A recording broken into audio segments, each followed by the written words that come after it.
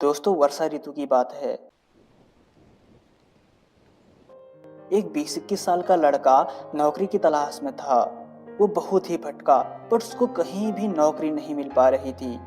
वह बहुत परेशान रहने लगा। इस दुख को व्यक्त करने के लिए वह अपने पिता के पास जाता है।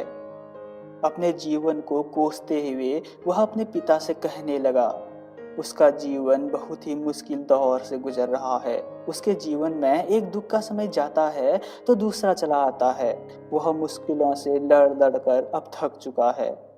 पिता बेटे की इन बातों को सुनकर कुछ देर तो मौन रहे, लेकिन उसके बाद वो रसोई घर में जाने लगे। वहां जाकर उन्होंने 3 कढ़ाइयों में पानी डालकर उन्हें तेज आग पर रख दिया। जैसे ही पानी गर्म होकर उबलने लगा, पिता ने एक कढ़ाई में आलू, दूसरे में अंडा और तीसरे में कॉफी बीन्स डाल दिए।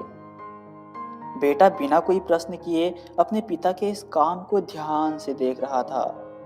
कुछ 15-20 मिनट के बाद उन्होंने आग को बंद कर दिया और एक कटोरे में आलू, दूसरे में अंडा और कॉफी बीन्स वाले पानी को एक कप में रख दिया। अब पिता ने उन तीनों को बेटे की तरफ दिखाते हुए कहा, इन्हें ध्यान से देखो।